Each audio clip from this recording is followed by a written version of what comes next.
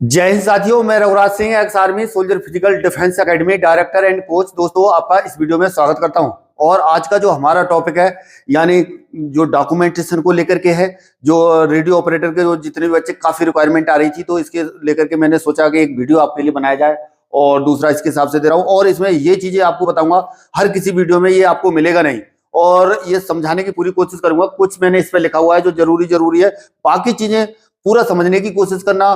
छोटी छोटी चीजें हैं, छोटी छोटी चीजों की वजह से बच्चे क्या है बाहर हो जाते हैं, जिसमें कि मतलब आपको पता ही नहीं चलेगा। आप बोलोगे हमारा डॉक्यूमेंट बिल्कुल सही है, पर क्या कहता है, मैं 100% गारंटी के साथ वायदा करता हूं आपसे कि 10 में से 3 या 4 बच्चे ऐसे निकलेंगे जिनके डॉक्यूमेंट में पक्का कुछ ना कुछ प्रॉब्लम मिलेगा ही मिलेगा। तो इस चीज को आपको ध्यान रखना है। चलिए, सबसे पहले कुछ एक पॉइंट्स जो मैंने नोट किए इनके बारे में बताने की कोशिश करूंगा। पहले मैं ये बता देता हूं, और इसका जो एक ये डॉक्यूमेंट का एक पेपर बनाया हुआ है, इसको भी वीडियो के साथ में लगाने वाला हूं। तो ये पूरा चीज देख करके जाना, पूरा समझ करके जाना। ज्यादा लंबा वीडियो है नहीं, और जब ये पूरा समझ लोगे तो हो सकता है आपका डॉक्यूमेंट वेरिफिकेशन सही से हो जाए। आ रहा है समझ में? तो चलिए, अभी सबसे पहले ये बताते हैं। इसमें हेडिंग है इसका, रेडियो ऑपरेटर डॉक्यूमेंट वेरिफिकेशन। जब आपका डॉक्यूमेंट वेरिफिकेशन होगा उस टाइम के लिए प्रिपेयर आपको होना है, तो उसके हिसाब से ये मैंने डाला हुआ है। सबसे फर्स्ट में क्या है, ऑनलाइन एप्लीकेशन फॉर्म। जब आपने जो ऑनलाइन फॉर्म जब फिलअप किया था, तो क्या है उस टाइम पर जो एप्लीकेशन है, तो वो आपके पास क्या होना चाहिए उस टाइम पे जो उधर से मिला है। आ रहा समझ में? दूसरा क्या है, एडमिट कार्ड, यानी एडमिट कार्ड जो प्रवेश पत्र होता है, जब वो फिजिकल के लिए और डॉक्यूमेंट वेरिफिकेशन के लिए उस टाइम पे जब आ जाएगा, तो वो आपके पास होना चाहिए। आ रहा समझ में? तीसरा क्या है, ओबीसी ईडब्ल्यूएस सर्टिफिकेट। आ रहा समझ में? यानी ओबीसी ईडब्ल्यूएस सर्टिफिकेट क्या है, ये 1/4/2021 से लेकर के 28/2/2022 तक का आपको चाहिए। आ रहा समझ में? ये अपनी डेट देख लेना। और चौथा क्या है, SC/ST सर्टिफिकेट। SC/ST जो जिससे आपने डाल रखा है, तो वो क्या है, वो सर्टिफिकेट चाहिए। इसका क्या है, पुराना भी होगा तो चलेगा। इसमें मैंने आगे लिखा है ओल्ड भी क्या है, चलेगा। पांचवा है डोमिकल सर्टिफिकेट, यानी मूल निवास प्रमाण पत्र जो होता है जहां के आप रहने वाले हैं।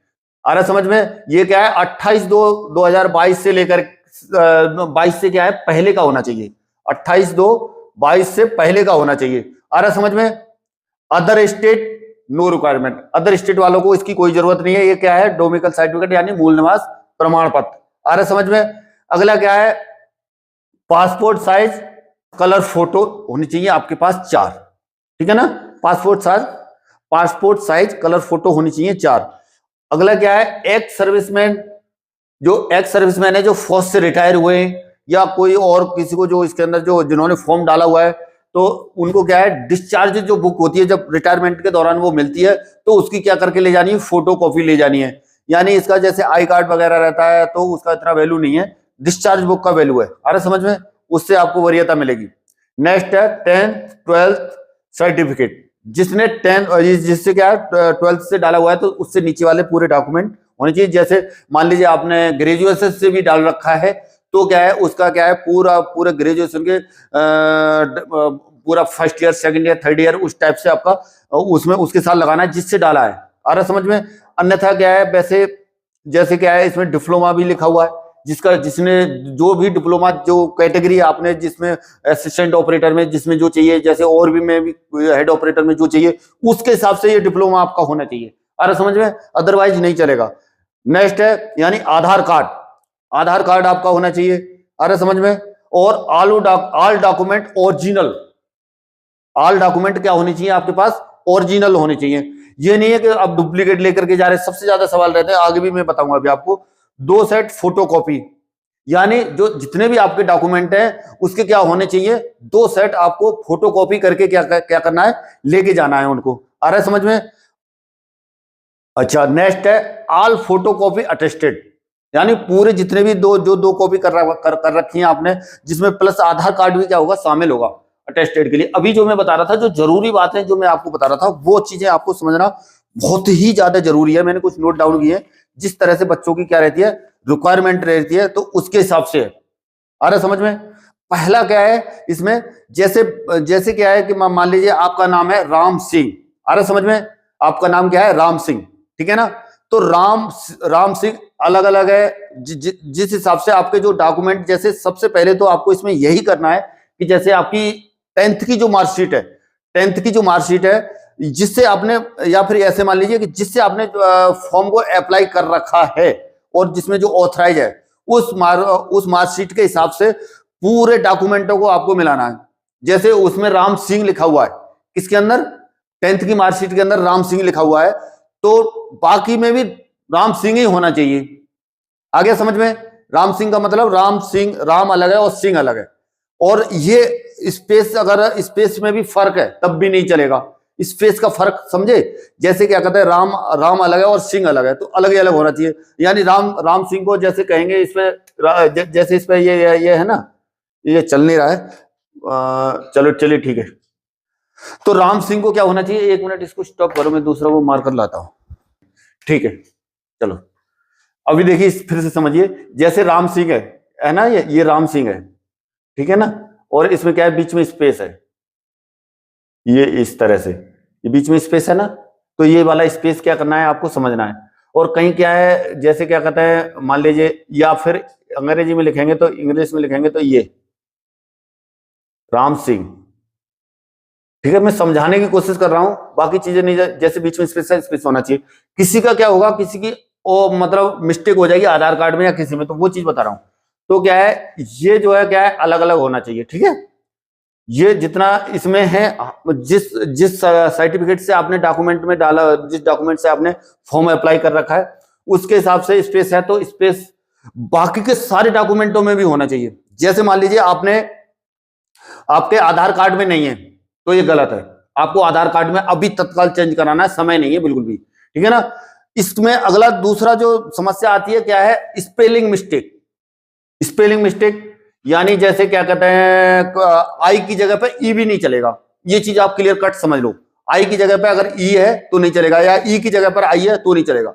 छोटा छोटा मिस्टेक बिल्कुल, मतलब जो जिस सर्टिफिकेट के अंदर है, तो जैसे 10th से आपने डाला है, यानी 12th से आपने डाला हुआ फॉर्म, तो 12th के हिसाब से 12th की मार्कशीट आपको पकड़नी है, 12th की मार्कशीट आपको देखनी है, उसके हिसाब से सभी डॉक्यूमेंटों को मिलाना है, जिसमें लेकर के जाति प्रमाण पत्र, आय प्रमाण पत्र और बाकी मूल निवास, बाकी सारे उसी के आधार पर होने चाहिए। ये नहीं है कि उसमें कुछ अलग चल रहा है और उसमें कुछ अलग चल रहा है। पहला बता दिया गैप नहीं होना चाहिए, दूसरा बता दिया मैंने क्या, स्पेलिंग मिस्टेक बिल्कुल नहीं चलेगा, ठीक है ना। और अगला क्या है, और जिन बच्चों के डॉक्यूमेंट, जो बच्चे जो बोलते हैं ना खास तौर पर कि ओरिजिनल नहीं चलेगा, ये नहीं, मैं आपको क्लियर कट बता दे रहा हूं, वहां पर ओरिजिनल डॉक्यूमेंटों की जरूरत है। बिल्कुल ये नहीं है, मतलब ये गुंजाइश नहीं है कि मतलब कि फोटोकॉपी ही लेके चले जाएं, कभी नहीं जाना है। अरे समझ में, ओरिजिनल डॉक्यूमेंट लेके जाना है सारे। और कई बच्चे को इस तरह से बोलना कि मेरे डॉक्यूमेंट क्या है, गुम हो गए हैं। यदि आपके डॉक्यूमेंट गुम हो गए हैं तो उनको दोबारा निकलवाया जाए, बनवाया जाए, बनवाने के बाद ही आप जो है उसके लिए वो करें। अन्यथा क्या कहता है, आपका कोई इंतजार नहीं कर रहा है कि आप जो है धीरे धीरे करके समय निकाल देंगे और डॉक्यूमेंट वेरिफिकेशन आ जाएगा, उस टाइम पर कुछ नहीं होगा। आ रहा समझ में? इसलिए वहां पर डुप्लीकेट कॉपी जो निकलती है वो मान्य होगी, जो वहां से निकला हुआ है, वहां से स्टैंप लगा हुआ सब कुछ है, वो मान्य होगा, उसमें कोई दिक्कत नहीं। अगला जो क्वेश्चन रहता है, खास तौर पर जो बच्चे बोलते हैं कि डिजी लॉकर के अंदर है, और तो डिजी लॉकर वाला भारत सरकार ने पहले घोषणा कर रखी है, मान्य है, लेकिन इसमें जो है ना, अभी आप जो है कोई वैसे कोई मतलब कोई नॉर्मल वैसे नहीं, कोई सरकारी जॉब के लिए अप्लाई कर रहे हैं, आपके हाथ में होना चाहिए, चाहे कैसे भी निकालो। अगर आपके गुम हो गए हैं तो उसका नंबर पहले का कुछ भी होगा, उससे निकाल करके वहां से निकालने की कोशिश करो, निकाल लोगे तभी ये मान्य होगा, ठीक है ना। इसके अलावा जो है आपके जो है सपोर्टिंग डॉक्यूमेंट जरूरी है, कि जैसे आपने पहले कोई चीज पहले उससे कर रखा है, जैसे मान लीजिए आप फिजिकल के दौरान जाएंगे, फिजिकल के दौरान जैसे आपकी हाइट मान लीजिए 0.1 वहां पर कम करने की कोशिश की, और पहले वाला अगर आप फिजिकल पास हैं तो अगर वो वाला आप दिखाएंगे ना तो वो मान लिया जाएगा। इसीलिए और भी जो कहीं पर भी कंफ्यूजन होता है तो और डॉक्यूमेंट पूरे लेकर के जाए, जो आपके जो भी है। आ रहा समझ में? अगला क्या है, एक दो चीजें मैं आपको अपनी तरफ से बताने की कोशिश करूंगा, और बाकी वहां पर उतनी रिक्वायरमेंट है नहीं, लेकिन ये होना चाहिए आपके पास। खास तौर पर एक तो होना चाहिए आपके पास बैंक अकाउंट नंबर, बहुत जरूरी है। वो भी मैं तो कहूंगा कि आप अपनी दूर तक की सोचिए, दूर तक की सोच के हिसाब से आपको करना है, जिसमें के मान लीजिए कौन सी शाखा में आप खुलवा सकते हैं। जैसे मान लीजिए आप ज्यादातर एसबीआई में खुलाने की कोशिश करें, एसबीआई सबसे अच्छा है आज के हिसाब से, वैसे अदर में भी खुलवा सकते हैं, ठीक है ना। नेक्स्ट क्या है, आपके पास क्या है, पैन कार्ड। पैन कार्ड भी होना बहुत आवश्यक है, वो भी आपको पैन कार्ड नहीं बनाया तो अभी बना लीजिए। अरे समझ में, टाइम है, अभी आ जाएगा, कोई दिक्कत नहीं है। अगला आज के टाइम में जो है पहले कुछ अलग दौर था और अभी कुछ और दौर है, लेकिन इसमें ज्यादा मायने नहीं रखता है। और जितने भी बच्चे इस वीडियो को देख रहे हैं और डॉक्यूमेंट से संबंधित या कोई भी और भी चीजें रहती हैं, तो इसमें एक चीज और मैं जोड़ना चाहता हूं, जैसे ड्राइविंग लाइसेंस का ज्यादातर बड़ा मुद्दा रहता है। तो ड्राइविंग लाइसेंस भी क्या है आपका, क्या है आपको आपने नहीं बनाया तो वो भी क्या है आप बना लो। अरे समझ में। इसके बाद में और भी जैसे कोई सवाल रहता है आपको तो कमेंट बॉक्स में भी लिख सकते हैं। और जैसे मैंने अभी बैंक अकाउंट वाला बताया है, इसके हिसाब से कोई ज्यादा जरूरत नहीं है, लेकिन वो आपकी मर्जी है आप क्या करें क्या ना करें। पर क्या कहता है, मैं तो उसके हिसाब से बताया हूं कि जैसे कि मतलब आपके बाद के लिए भी बढ़िया रहेगा, करना तो है ही, ये एक न एक दिन आपको जरूरत पड़ेगा ही पड़ेगा। आ रहा समझ में। और ये पूरे जो डॉक्यूमेंट है, डॉक्यूमेंट साइड से इतना आप समझ लीजिए, बिल्कुल कोई भाईबंदी नहीं चलेगी।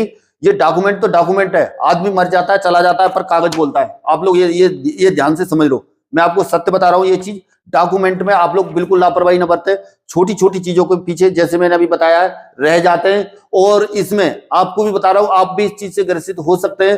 पूरे डॉक्यूमेंट लेकर के पूरे मिला करके मेरे कमेंट बॉक्स में जरूर लिखना कि किसका कितना मिस्टेक था और नहीं है। अगर सही है तो सही भी लिखो, जिससे मुझे भी पता चले कि हाँ वास्तव में बच्चे देख रहे हैं वीडियो और उससे क्या है मतलब कुछ आपको जानने को मिल रहा है। आ रहा समझ में। और तो उम्मीद करता हूं कि आप लोग अच्छी तरह समझ गए होंगे। और इसके बाद में और भी वीडियो में लाते रहूंगा कई चीजें। और इसमें क्या है कई मतलब मैं अपने जिले के अंदर जो है बाकी जगह भी जाने की कोशिश कर रहा हूँ। खास तौर पर जो रेडियो ऑपरेटर के जितने भी छात्र हैं ना, तो उनको और भी जो रेडियो ऑपरेटर से ही मिलाने की कोशिश है मेरी, जहां तक पूरा सारी सुविधाएं और सब चीजें आपको पता चले कि कहाँ है क्या है। मैं तो एक्चुअली फौज से रिटायर हूँ, पर क्या है फौज के बारे में ज्यादा पता है, फौज की हर भी चीज रग रग मुझे पता है। तो इसी तरह से जो रेडियो ऑपरेटर के जो बच्चे हैं, तो जो एक्चुअल में उसके अंदर सर्विस कर रहा है उसको ज्यादा पता होगा, उनसे मेरी बात करने की कोशिश है। थोड़ा सा समय लगेगा, धीरे धीरे करके सारी चीजें कर रहा हूँ। पर आप जो है वीडियो को लाइक शेयर और चैनल को सब्सक्राइब करो। चलिए आज के वीडियो में इतना ही, मिलेंगे नेक्स्ट वीडियो में और नई जानकारी के साथ। तब तक के लिए थैंक यू। जय हिंद, जय भारत, भारत माता की जय।